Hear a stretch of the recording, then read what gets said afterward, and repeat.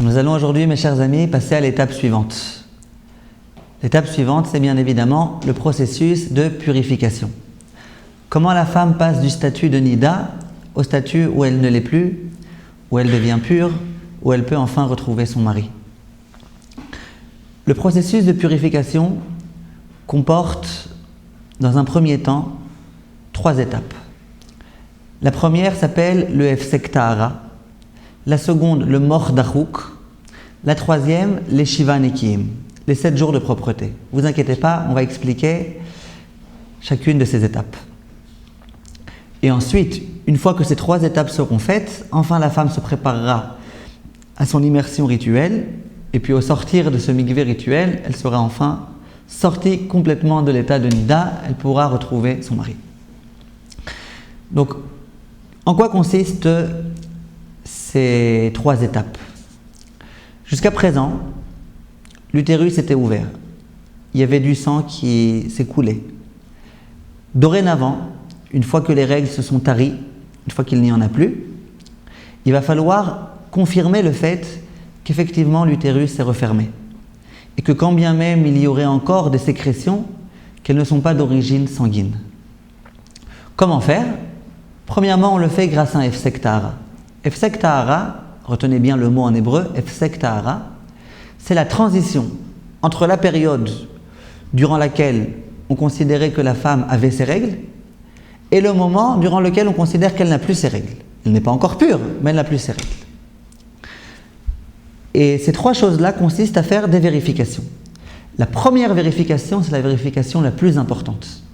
Parce que c'est elle qui va confirmer que l'utérus est bel et bien refermé. Cette vérification, elle s'appelle le Hefsek Tahara. On va rentrer dans tous les détails Bezrat Hashem dans un instant, et c'est l'objet de notre cours aujourd'hui. Ensuite, il y aura le Mor Dachouk. Ça va aussi être une vérification qui va succéder à celle-ci. Et ensuite, on va rentrer dans la galaxie des Shiva Nekiim. 7 jours de propreté. 7 jours durant lesquels la femme va devoir se vérifier 2 fois par jour pour être sûre que, effectivement, son utérus est toujours fermé et qu'il n'y a plus de sang qui s'échappe de là-bas. Aujourd'hui, nous allons parler, si Dieu veut, du Hefsek Tahara. À quel moment fait-on le Hefsek Tahara? À partir de quand, c'est-à-dire? Et là, il y a une controverse énorme entre les Sfaradim et les Ashkenazim.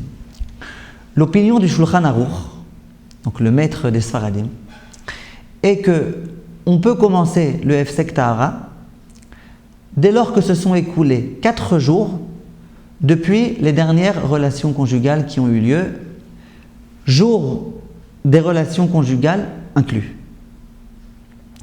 D'après l'opinion du Rama, le maître des Ashkenazim, on ne compte non pas 4 jours, mais 5 jours, et on commence le décompte non pas depuis les dernières relations conjugales, mais depuis le début des règles, depuis le moment où la femme est devenue Nida. On va donner quelques exemples immédiatement, et ensuite on expliquera un tout petit peu brièvement l'origine de cette grande discussion. Alors tout d'abord, prenons un exemple précis. Imaginons qu'une femme ait eu des relations avec son mari vendredi soir. Le soir de Shabbat, après le bon repas de Shabbat, ils ont eu le mérite d'accomplir ensemble cette mitzvah extraordinaire qui est l'union conjugale. Vendredi soir, ils étaient ensemble. Dimanche matin, la femme a des règles. Dimanche et lundi. Lundi après-midi, la femme voit que ça commence un petit peu à s'arrêter. Elle a eu cette fois-ci des règles très courtes. Je vous rassure, en général, les règles, ça ne dure pas 2 jours.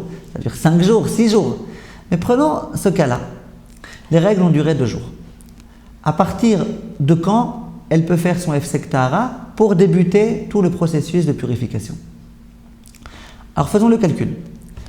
Elle a eu la relation vendredi soir. Vendredi soir, une fois que la nuit est tombée, d'après la Torah, vu que la journée commence depuis la veille, on considère que c'est déjà plus vendredi mais samedi. C'est Shabbat. Donc quand est-ce que les relations ont eu lieu? Shabbat.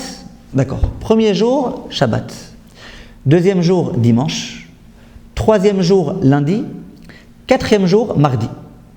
Donc nous on a dit dans notre exemple que lundi déjà elle commence à plus avoir, ses règles commencent à s'estomper, d'accord, mais elle ne peut toujours pas faire son Hefsek Tahara. Son Hefsek Tahara elle ne pourra le faire que mardi, c'est-à-dire le lendemain.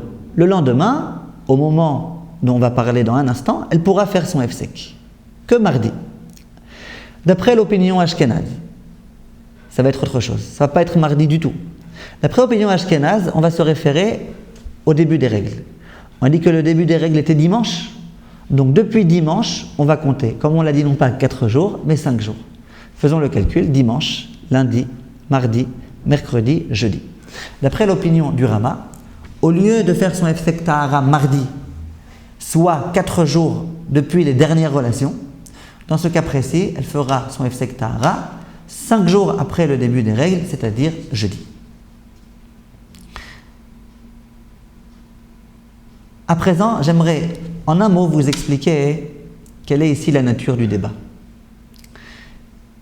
Il faut savoir que ce débat-là n'est pas directement lié au Hefsek Tahara, mais il est plutôt lié aux 7 jours de propreté. Je m'explique.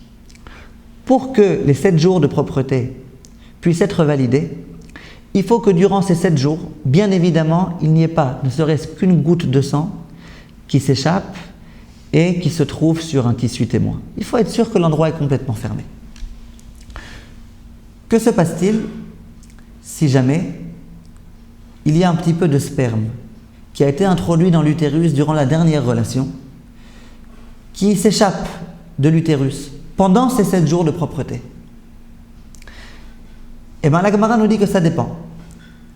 Si ce sperme est encore actif, c'est-à-dire qu'il est encore en mesure de pouvoir donner naissance à un fœtus, à un embryon, on considère que ce sperme-là, au moment où il sort de l'utérus, rend la femme impure. Ça veut dire qu'il interrompt complètement les 7 jours de propreté. Il faut recommencer ce jour-là à 0. Ce jour-là n'est pas considéré comme étant complètement propre. Parce que c'est vrai qu'il n'y a pas eu de sang, mais il y a eu un petit peu de sperme actif qui est sorti. Donc ce jour-là n'est pas validé. Voilà ce que nos maîtres nous expliquent.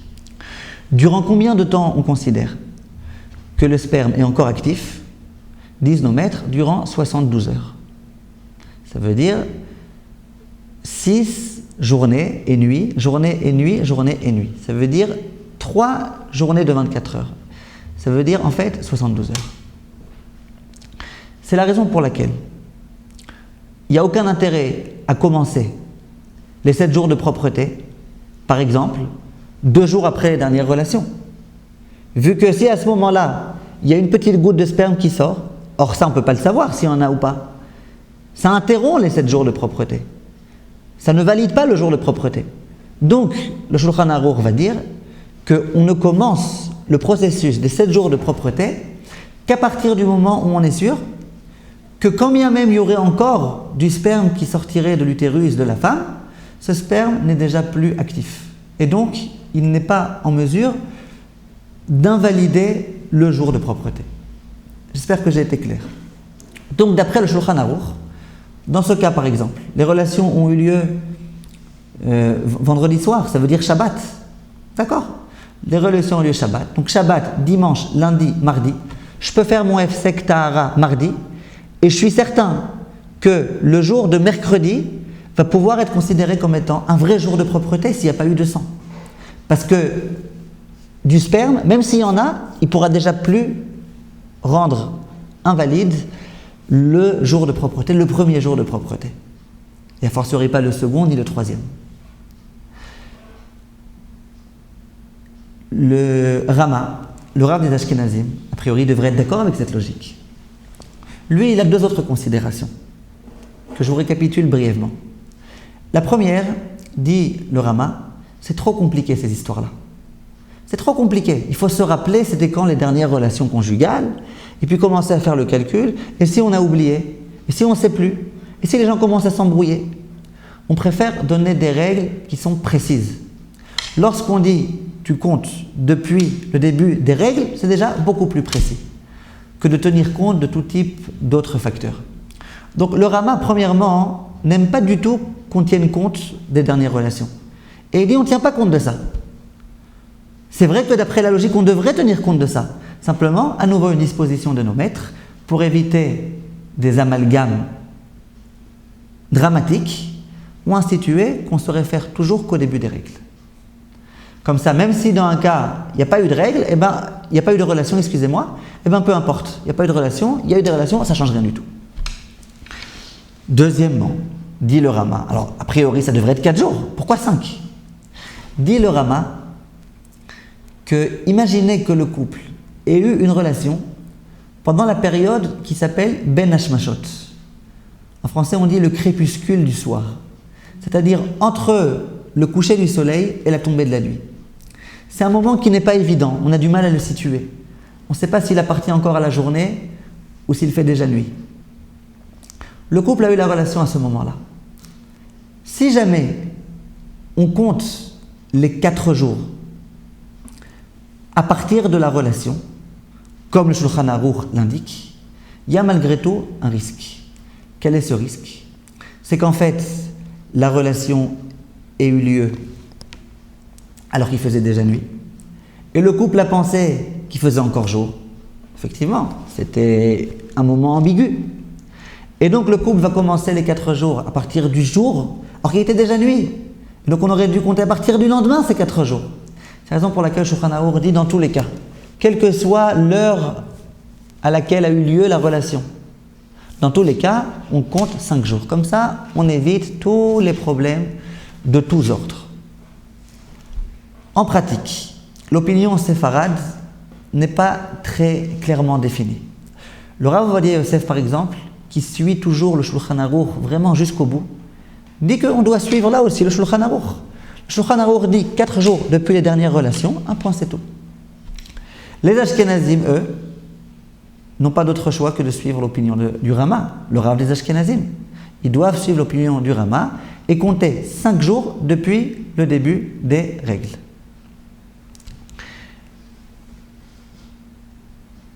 Il y a certains Sfaradim qui, dans ce contexte précis, n'ont pas suivi l'opinion du Shulchan Aruch et ont préféré suivre l'opinion du Rama. Étant donné que c'est un sujet important, étant donné que malgré tout le Rama a raison, quelquefois on peut s'embrouiller, on risque de faire des confusions dans les calculs et dans les comptes.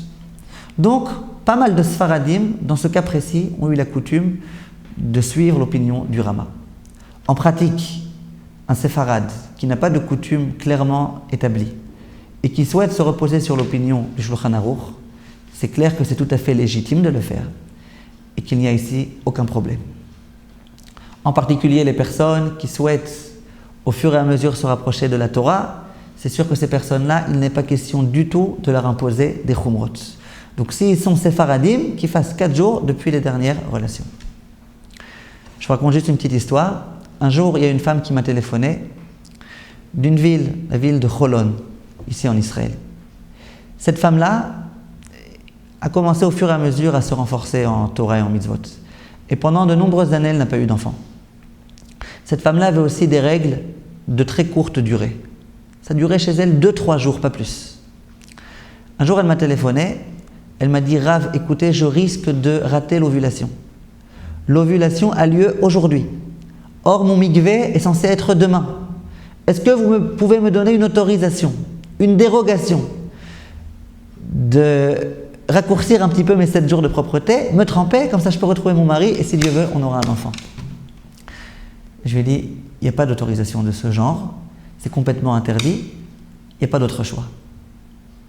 Et méfiez-vous, si un jour il y a un Rav qui vous dit qu'on peut raccourcir cette période-là, qu'on peut sauter des étapes dans cette période-là, faites très attention. C'est visiblement que c'est un Rav qui n'est pas digne de confiance. Je vous le dis de façon explicite. Par contre, puisque j'avais envie de l'aider, je lui ai dit, mais je peux vous poser juste une question? Quand est-ce que vous avez fait votre Hefsek Tahara? Il me dit, j'ai attendu 5 jours. 5 jours depuis quoi? Depuis le début des règles. Je lui dis, regarde ce qui s'est passé ici. Toi, tu es Sfarad. Tu aurais tout à fait pu commencer ton Hefsek Tahara bien avant. Ces dernières relations, elles dataient d'1 semaine avant. Si tu avais fait ça, tu aurais largement pu retrouver ton mari au moment voulu, au moment de l'ovulation. Simplement, tu n'as pas fait ça, tu as fait des khumrot. 5 jours depuis le début des règles. Toi, tu es Sfaradia, tu n'es pas Ashkenazia. Tu aurais pu faire cette chose-là. Et puis, tu serais tombé au bon moment. Mais c'est vrai, mais je ne savais pas. On m'a toujours appris, moi, 5 jours depuis le début des règles. Je vais dire ça pour la prochaine fois. D'accord? Donc, en résumé, imaginez une femme séfarade qui a des règles pendant une journée. Ça fait 2 semaines qu'elle n'était pas avec son mari. Son mari était à l'étranger, son mari était je ne sais pas où. Ça fait 2 semaines qu'elle n'a pas eu une seule relation avec son mari. Elle est séfarade. Et bien, le jour même où elle a arrêté ses règles, elle peut faire le Hefsek Tahara. Pourquoi? Parce que se sont déjà produits 4 jours depuis les dernières relations. Ensuite, il faut savoir, que se passe-t-il dans le cas où la femme est devenue nida, non pas d'ordre thoraïque, mais d'ordre rabbinique? Conférez-vous au premier cours. C'est-à-dire que la femme a vu ce qu'on appelle une tâche, un ketem. Donc là, vous vous imaginez bien que ce n'est pas censé durer 5 jours, 6 jours. C'est un ketem ponctuel sur un sous-vêtement blanc qui a rendu la femme impure. Quand est-ce qu'elle commence à faire son Hefsek Tahara? Eh bien, la même chose. D'après les Sefaradim, d'après le Shulchan Aruch, d'après l'opinion du Rav Ovadia Yosef, on compte 4 jours depuis les dernières règles. Si les dernières règles ont eu lieu il y a plus de 4 jours, il n'y a aucun problème, le jour même, de faire un Hefsek Tahara et de commencer le processus de purification. D'après les Ashkenazim, on comptera 5 jours depuis le jour du Ketem. Si elle a vu son Ketem mercredi, et que mercredi le Rav lui a dit « Madame, tu es interdite », mercredi pendant la journée, quand est-ce qu'elle fera son Hefsek? Faites le calcul avec moi. Mercredi, jeudi, vendredi, Shabbat, dimanche. Le jour de dimanche, elle pourra faire son Hefsek, pas avant. Telle est l'opinion du Ben Ishraï. Il ramène d'autres opinions, eux, qui attendent même 6 jours, 7 jours. En tous les cas, telle est la halakha, d'après les Ashkenazim, de compter 5 jours depuis le moment où la femme a observé le Ketem et où elle est donc devenue nida. Il y a malgré tout un cas qui n'obéit pas tout à fait à ces règles-là. C'est le cas de la jeune mariée qui était vierge, qui a eu une relation conjugale avec son mari et qui est devenue nida à cause de la rupture de l'hymen. Ce qu'on appelle en hébreu les betulim. Cette nida-là, c'est une nida qui est d'ordre rabbinique. Et dans ce cas précis, l'un de nos plus éminents maîtres, qui s'appelait le Maharal de Prague, le fameux Maharal, qu'on connaît tellement pour sa pensée extraordinaire, il faut savoir que c'était aussi un grand Rav de halakha. Le Maharal disait que dans ce cas-là, même d'après donc les Ashkenazim, on peut compter que 4 jours. C'est pas la peine de compter 5 jours, mais 4 jours. Donc, il y a eu la relation. Disons que la relation a eu lieu dimanche soir, en pleine nuit. Donc, dimanche soir, vous traduisez tout de suite lundi. Lundi, mardi, mercredi, jeudi. Jeudi, cette cas-là peut faire son Hefsek Tahara. Si jamais cette jeune mariée n'est pas devenue nida à cause de la rupture de l'hymen, mais à cause de véritables règles, là vous êtes d'accord avec moi, que d'après l'opinion ashkénaze, c'est 5 jours. Que se passe-t-il? Souvent ça arrive, on en reparlera, que lors de la première relation, le mari ne réussit pas à rompre complètement tout l'hymen. Et il reste encore une partie. Lors de la prochaine relation, imaginez qu'à nouveau il y ait du sang qui sorte à cause de la rupture de ce qui restait, et bien à nouveau, on pourra compter 4 jours, même d'après les Ashkenazim, depuis cette relation, pour pouvoir commencer le Hefsek Tahara. À quelle heure faut-il procéder au Hefsek Tahara? Et là, j'entends 2 choses. Premièrement, à partir de quelle heure? Et deuxièmement, jusqu'à quelle heure? Alors, tout d'abord, à partir de quelle heure? A priori, l'horaire auquel on doit faire le Hefsek Tahara, ça doit être à partir de Mincha Ktana. Ces horaires-là figurent dans les calendriers juifs. Il y a un horaire qui s'appelle Mincha Ketana. À partir de ce moment-là, on peut faire le Hefsek Tahara et c'est un moment qui s'y prête complètement. Si un Hefsek Tahara a été fait bien avant ce moment-là, par exemple depuis le matin, ou même la veille au soir, et que le Hefsek Tahara était propre, a posteriori, on considérera ce Hefsek Tahara comme étant valide. Ça veut dire, il est bon. Mais ce n'est qu'à posteriori. A priori, on préfère faire le Hefsek Tahara à partir de Mincha Ktana. Le moment le meilleur pour faire ce Hefsek Tahara, c'est le plus proche possible des Shiva Nekiim. Quand est-ce que vous commencez les Shiva Nekiim? Le lendemain. Si je fais mon Hefsek Tahara par exemple dimanche après-midi à partir de Mincha Ktana, c'est pour commencer à préparer les Shiva Nekiim qui vont commencer à partir de dimanche nuit, ça veut dire lundi. Donc il vaut mieux que le Hefsek Tahara soit fait le plus proche possible de dimanche soir du lundi. Alors quand est-ce qu'on le fait? Si on le fait trop tard, si on le fait trop proche du coucher du soleil, on va avoir un problème. C'est que souvent, à ce moment-là, il peut y avoir tout type de choses qui nous empêchent de nous organiser et on peut oublier de le faire. On peut aussi essayer de faire une vérification, on voit qu'elle n'est pas très propre et puis on est à bout de temps, on ne peut plus en refaire une autre. C'est la raison pour laquelle nos maîtres nous disent qu'une demi-heure avant le coucher du soleil, c'est le moment idéal pour commencer à se préparer. Ça veut dire, Mincha Ktana c'est déjà très bien, si on veut faire encore mieux, on attend un petit peu de temps et une demi-heure avant, ce qui s'appelle en hébreu la Shkiat Hachama, le coucher du soleil, on commence les préparatifs.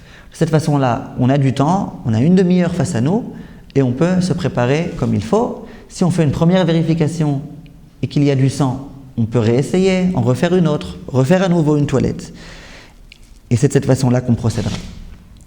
Je peux vous dire qu'il y a un conseil que j'ai l'habitude de donner à certaines femmes et qui est vraiment salvateur. Quel est ce conseil? Il y a énormément de femmes qui oublient complètement de faire le Hefsek Tahara. Souvent, elles ont beaucoup d'enfants, elles sont très occupées. Et au moment du coucher du soleil, elles sont prises vraiment à bout de court, elles n'arrivent pas à faire le Hefsek Tahara. Et souvent, elles m'appellent, elles me disent voilà, j'ai pas réussi. Et puis mon mari est en colère parce qu'il voit que je fais pas attention. Il pense que je néglige tout ça. Alors, je sais pas quoi faire. Ça fait déjà 3 jours que j'oublie à chaque fois, un peu avant le coucher du soleil, de procéder à mon Hefsek Tahara, je sais pas quoi faire. Alors, le conseil que je leur donne en général est très simple. Il consiste à faire le Hefsek Tahara depuis le matin. Pourtant, je suis en train de me désavouer. Je vous ai dit qu'un Hefsek Tahara qui est fait le matin, c'est un Hefsek Tahara qui n'est valable qu'à posteriori, pas a priori.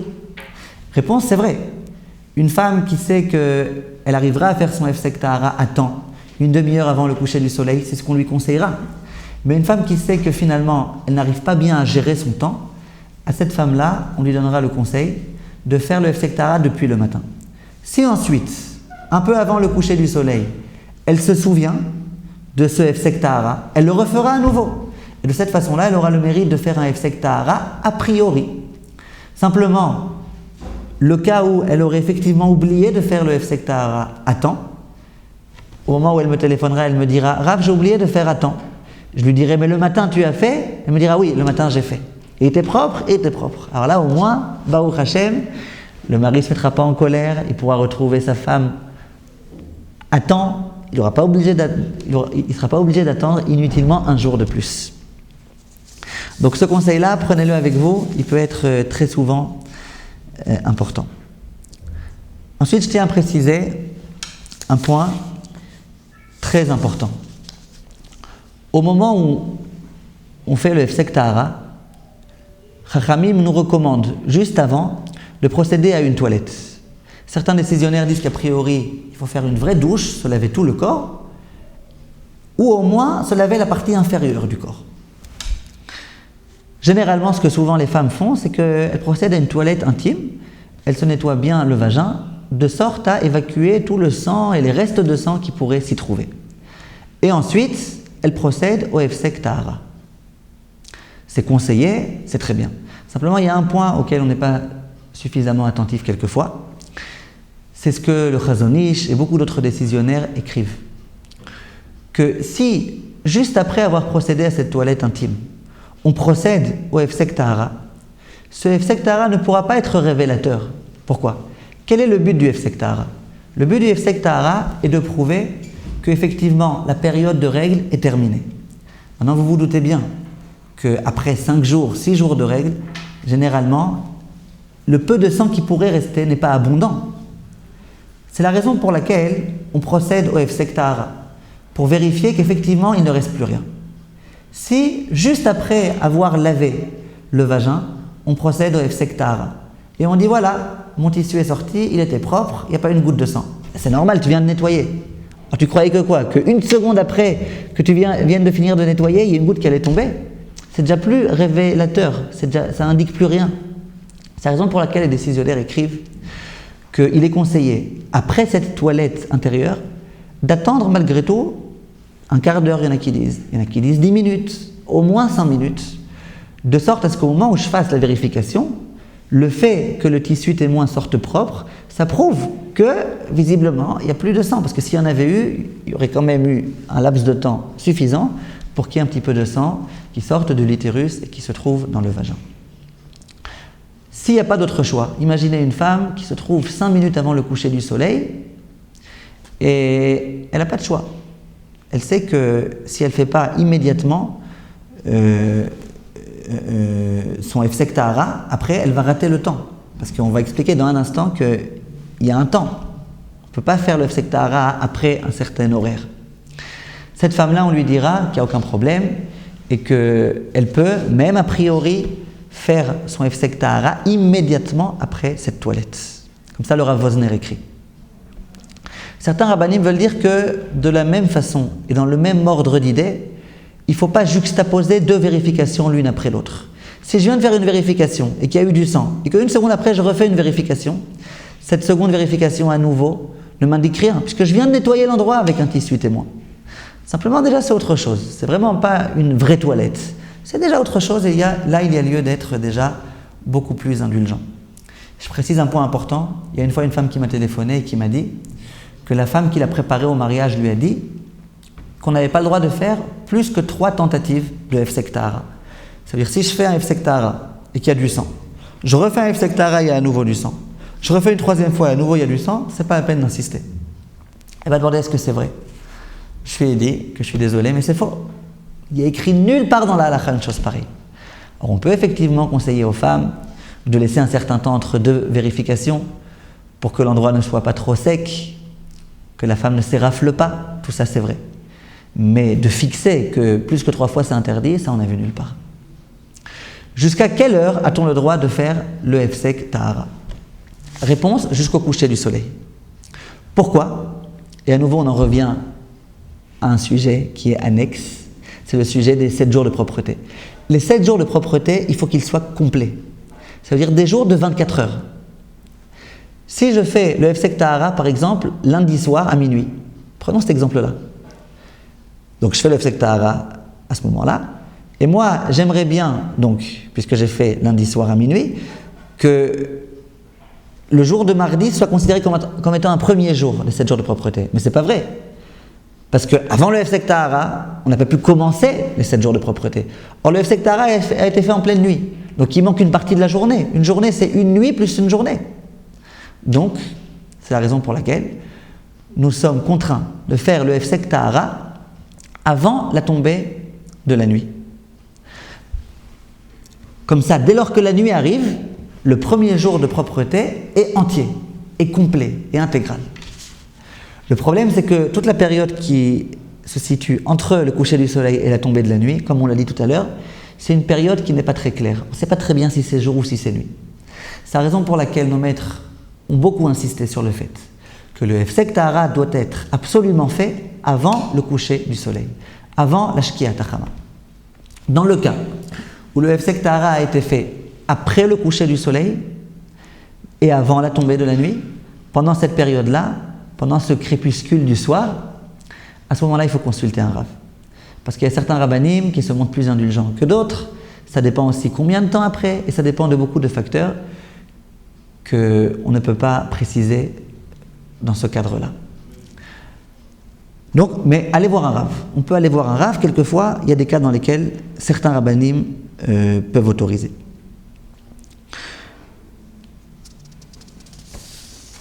Prenons un exemple précis juste. Imaginez qu'une femme ait fait son Hefsek Tahara, on va dire dimanche, après la tombée de la nuit. D'accord? Disons la tombée de la nuit à 8h, elle a fait son Hefsek Tahara à 9h. Donc en général, on a l'habitude de dire que son Hefsek Tahara est disqualifié. C'est une erreur. C'est pas que le Hefsek Tahara est disqualifié. C'est que le jour de propreté ne pourra pas commencer le lendemain de ce Hefsek Tahara, le jour même du Hefsek Tahara, puisque le Hefsek Tahara a été fait en pleine nuit. Mais le Hefsek Tahara lui-même reste bon. C'est-à-dire que le lendemain, imaginez que le lendemain, la femme, Haouda, elle a oublié de refaire un Hefsek Tahara avant le coucher du soleil. Eh bien, c'est pas grave. Si en attendant, elle n'a pas vu de sang, elle pourra a posteriori se reposer sur le Hefsek Tahara qui a été fait la veille, bien qu'il n'a pas été fait avant le coucher du soleil, peu importe. Ce Hefsek Tahara, son but, c'était de prouver que l'utérus s'est refermé. Il me l'a bien prouvé. Maintenant, j'ai un problème.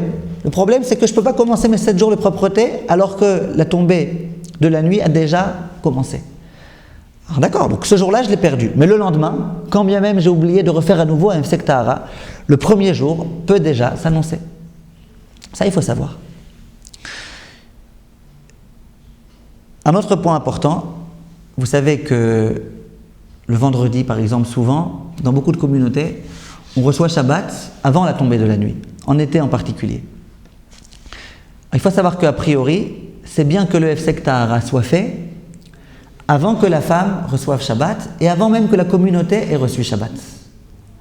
Bien qu'il fait encore jour, on est encore avant le coucher du soleil. Mais étant donné qu'au moment où la communauté va recevoir Shabbat, où la femme va allumer les nérotes, où elle va recevoir Shabbat, d'une certaine façon, elle rentre déjà dans le Shabbat, qui appartient déjà au lendemain, au samedi, pas au vendredi. Donc il vaut mieux a priori qu'elle ait fait le Hefsek Tahara avant. Dans le cas où elle ne l'a pas fait avant, même si elle a déjà allumé les bougies, même si elle a déjà fait Arvit, dès lors qu'il fait encore jour, de nombreux décisionnaires s'accordent à autoriser cette chose-là, en particulier chez les Sfaradim, mais aussi chez les Ashkenazim.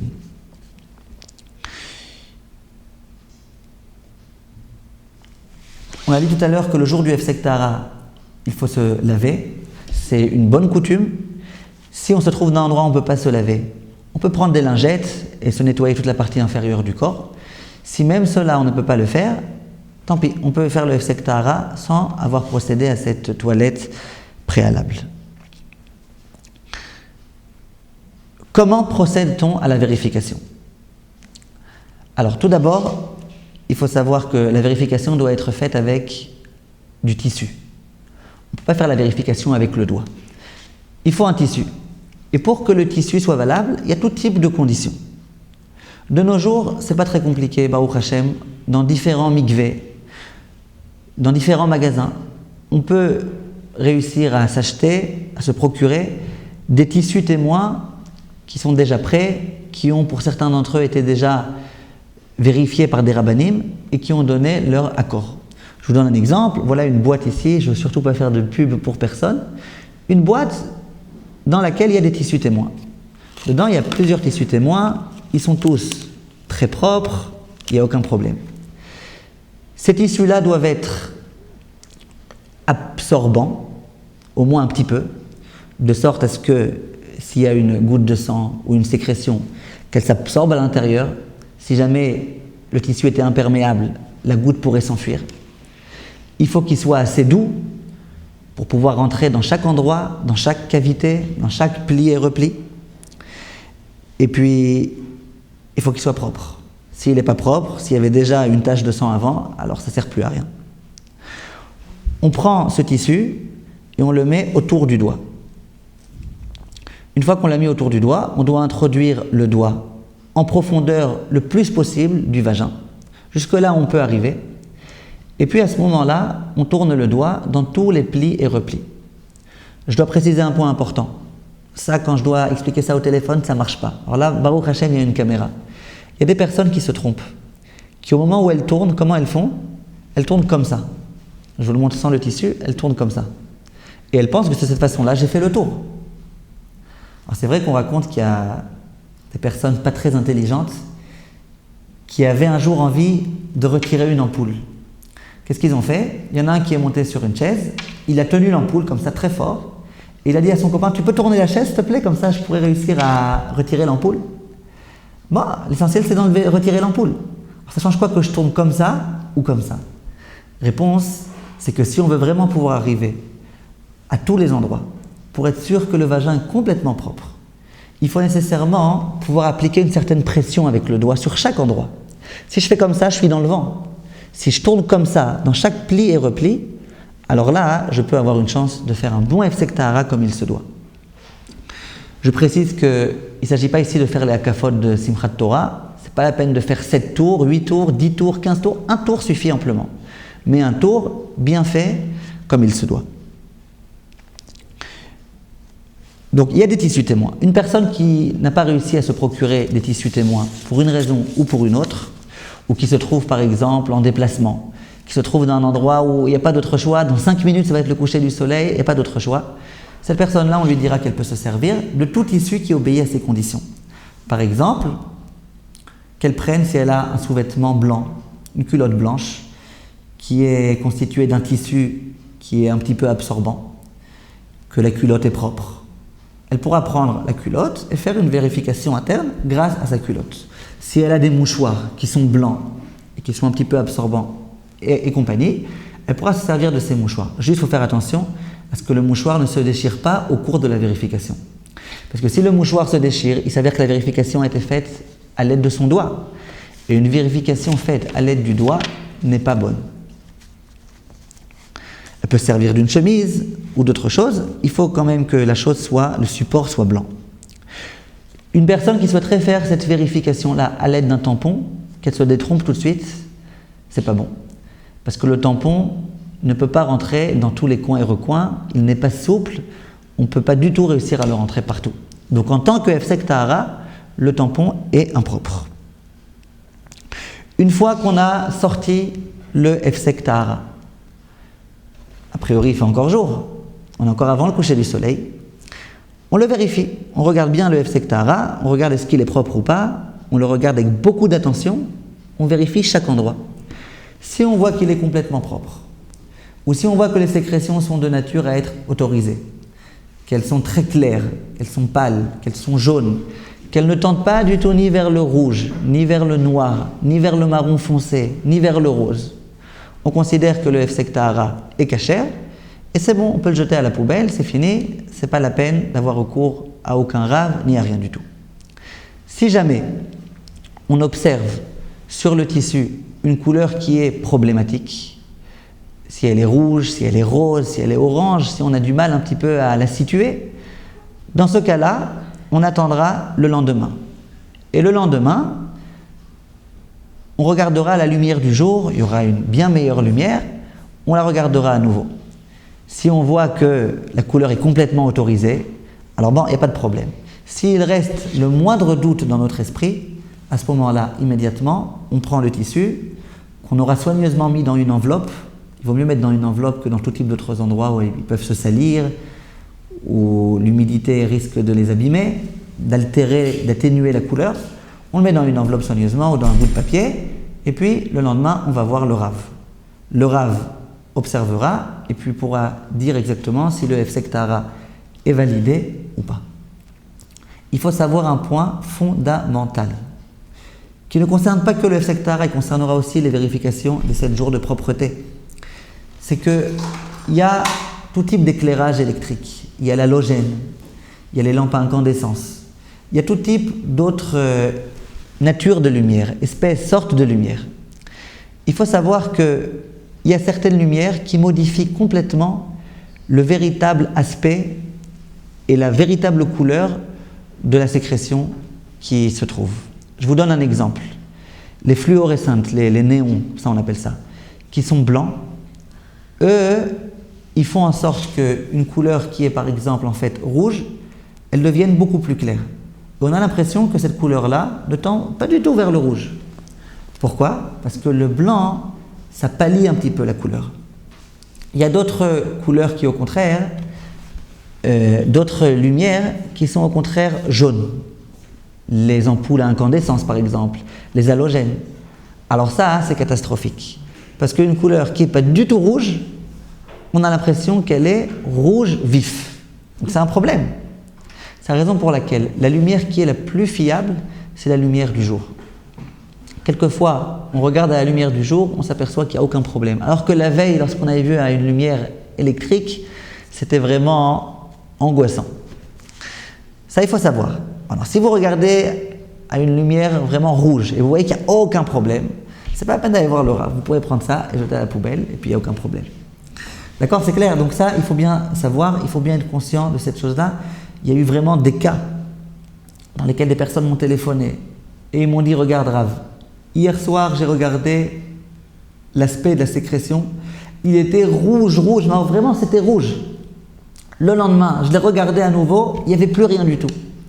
Et c'est impossible que par un coup de baguette magique, du rouge s'efface complètement. C'est quoi ce gadget-là? Ça n'existe pas. Alors en fait, très souvent dans ce genre de cas, ce que je fais, c'est que je demande, dis-moi, hier quand tu as vérifié, dans quelle pièce tu as vérifié? Et de quelle façon est éclairée cette pièce? En général, on me dit, ah c'est vrai, c'était aux toilettes, et les toilettes sont allumées avec une lampe à incandescence, de lumière jaune foncé, et ça, généralement, ça explique tout. Donc, si on résume, le Hefsek Tahara doit être fait, a priori, à partir de l'heure de Mincha Ketana, jusqu'à l'heure du coucher du soleil. On doit le rentrer comme je vous ai expliqué, faire un tour dans tous les plis et replis. Ensuite, on le sort, on le regarde. Si jamais il est complètement propre, il n'y a pas de problème. Si on a le moindre doute, on le conserve jusqu'au lendemain pour l'observer à nouveau à la lumière du jour. Et si le doute subsiste, on va l'amener à un Rav. Dans un prochain cours, Bezrat Hashem, je vous parlerai de l'importance d'avoir un Rav. Et en particulier concernant ce sujet précis. C'est vital. On ne peut pas s'en sortir sans Rav. Je vous expliquerai aussi pourquoi ce n'est pas la peine d'avoir honte d'aller voir un Rav. Il n'y a rien de honteux à aller amener un tissu comme ça avec une sécrétion dessus. Que la sécrétion soit rouge, jaune, violet, quoi que ce soit. Il n'y a même aucune honte à amener un sous-vêtement à un Rav pour qu'il puisse dire à la femme si elle est nida ou pas. Bezrat Hashem, on reparlera de ça une autre fois de façon plus claire et on parlera de ce sujet-là à part Bezrat Hashem. Merci de votre attention. La prochaine fois, on abordera le sujet rapidement du Mordachouk. On expliquera en quoi il consiste. Et juste après, des 7 jours de propreté. Kol Tov et à bientôt.